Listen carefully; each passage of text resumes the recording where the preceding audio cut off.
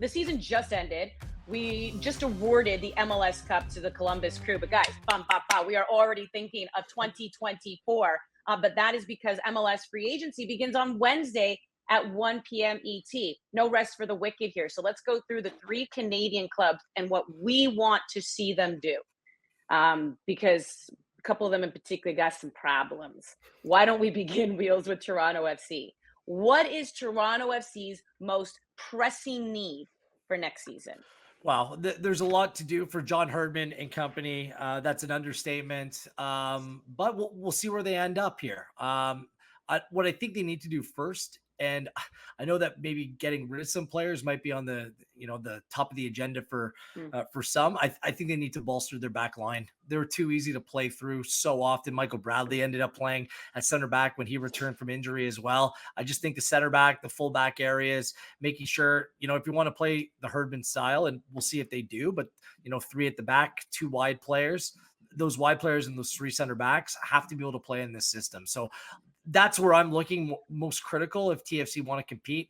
Then you hope that some of your flair players up front, get it together and start producing. But I think in terms of sheer numbers and quality, their pressing need is at the back, probably central midfield as well. But I'll stick with the back as my number 1 answer. Okay. How you feeling about that, Jordan? Yeah, no, Wheels is right. I think John Herdman has a tall order when you're looking at the squad, because it's just like, how do you really get the best out of a team that was the worst last season? I think you have to start in the back. I think that's what most managers would probably do, right? You got to go and look at how do you stop hemorrhaging goals? How do you stop bleeding out? And I think it has to start from the back. Which players can you entrust? Which gems can you really bring in? That's another question, because I know that they're tied up with certain contracts that they already have.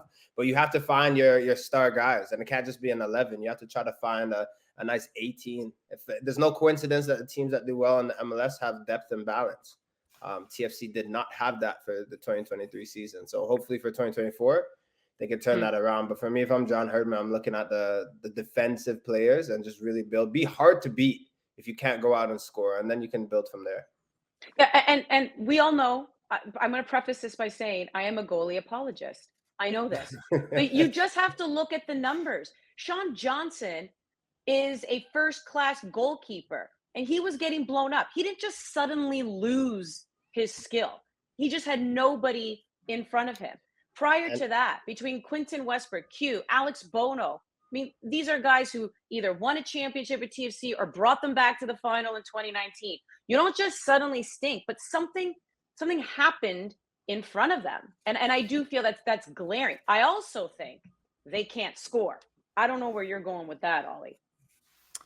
I think first you have to address the spine of the team. I agree with Wheels and Jordan, like centre back, but also central midfields. They look soft in those areas right now. They don't look like a competitive MLS team. Mabika, Rosted, and O'Neill are the centre backs returning. I think that you can get something out of those guys. I don't think any of them are complete write-offs, but at the same time, none of them have really demonstrated that they can be that number 1 centre back for this team. And then in central midfields, like Savania did his ACL in September, so you wouldn't expect to see him until the summer.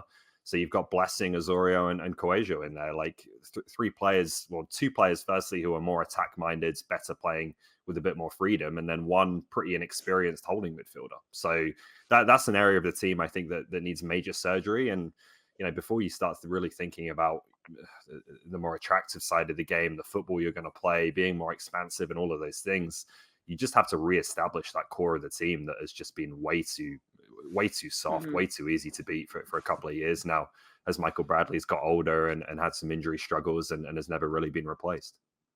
Yeah, that middle, that was so strong when Bradley was in his prime, and Jonathan Osorio and Marky Delgado. I mean, when you're in your prime, it was a different looking team. It really, really was. And they need to kind of get back to basics. And then let's also see some goals. Let's stay in the Eastern Conference. Let's focus on CF Montreal. Jordan, you kick us off here. What do you think is their most pressing need as they just watched their former coach lift the MLS Cup? Well, I think the most pressing need is probably to have a manager, right? As we were talking about a team and they don't have one. There's no Hernan Losada. Yeah, that would be the biggest one. Like, get a manager. But then next, I'll say this: CF Montreal, with a team that wasn't as talented this year, missed the playoffs by 2 points. but one of the worst goal difference by -16. And I think that's glaring. I think that's telling as well. And look, I've heard Wheel say it throughout the season, but I'm just gonna echo that sentiment as well. As like they made millions off of Kone, Johnson, Mihalovic, like going to European clubs, millions, right? That money needs to be thrown back into the squad and really having a team that could go and compete. I think when you look at numbers, to answer your question simply, Andy, the one thing that I think Mathieu Charnier is a player that scored 5 goals for them, and he's like a midfielder, could play like wing back sometimes, but plays in the middle. He scored 5. There's no one really that is a big dog in that center forward position.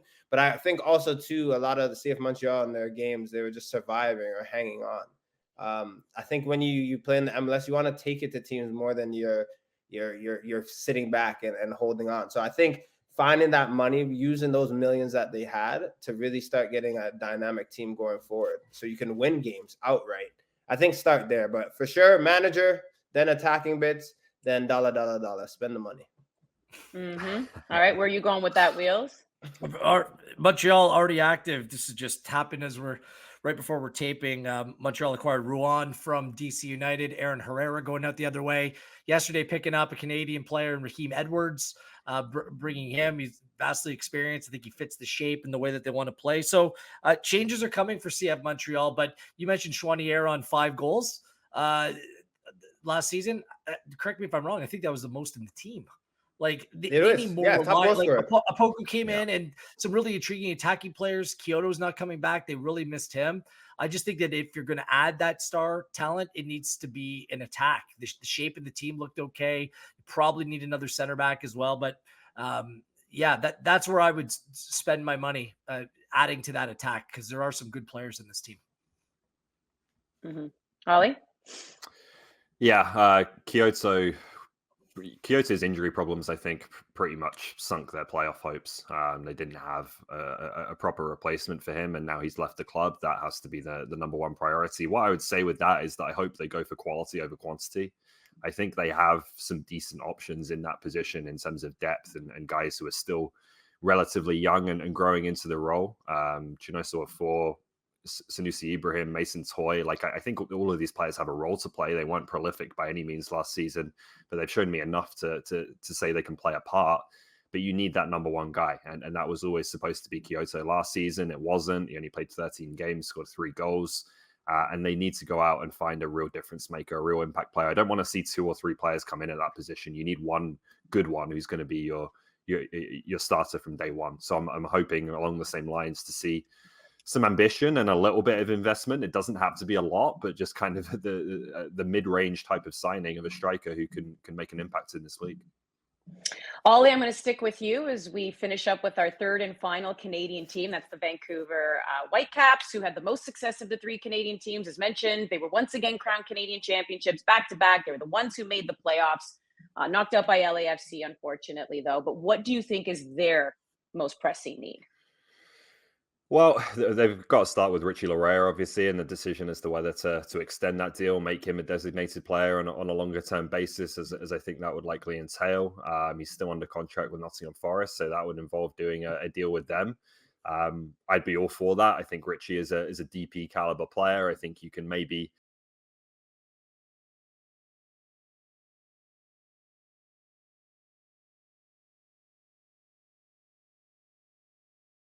got a team that has shown it's ready, I think, to take that next step and be a playoff contender. So you want a guy who you know is going to deliver at a high level, and Richie gives you, I think, a pretty good guarantee that you're going to get an impact player. And then the other one that I'd point to is centre back. I think this team likes defenders that can play on the grounds and who are mobile and can play out from the back because of the style they play. They're very aggressive and try and press high, and so they need defenders who can cover open spaces. But I think there has been a clear lack as a result of just a real authority figure at the back, someone who's aerially dominant, can help them on set pieces and crosses, which were a real weakness this season. It's a difficult type of player to find, right? A centre back who can do all those things, who's big and strong, but also capable of being mobile enough to play in their system. So it's not easy to find. But I think they're in a position now where they don't need many signings and they can really focus on the key ones like that. All right, Wheels, how you feeling? You got to tie up Ryan Gold long time and make sure that he wants to make Vancouver home for the foreseeable future. So much onus put on him and Brian White up top. I feel like if there's an area that they need to bolster, it's just in terms of their attacking depth. If Betcher's not going to be the guy, if whoever else is going to play those attacking positions, I still think that you need a little bit more up there in terms of numbers. Maybe not players to start, but players that are good enough that there isn't a significant drop off from one to another. And the second one, as Ollie said, was center back. Add those two positions for me, bring in those 2-3 players this offseason. I think it'd be a really successful one for the Whitecaps. They're really close. They're close to being there. So a couple additions, that's all they need to do, in my opinion. Jordo? Yeah, Ollie brought up a great point. I'm not gonna beat a dead horse. I'm not gonna say anything different. But in terms of Vancouver, the way that they play, the high press, Ollie's so right in terms of center backs that are like comfortable with space behind them, right? So mobile center backs, big frames. There's one that did really well in the CPL this season. I'm pushing for like a Dan Klump, right? A certain body. I know this is a long shot, but however, someone with presence, they can have a player like that. They can definitely have success. And I think Richie, we talk about, he fits the mold of Vancouver FC.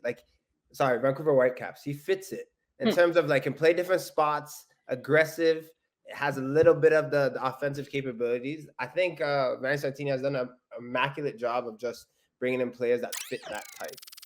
And if they can lock them in going into 2024, they'll be a team to reckon with for sure.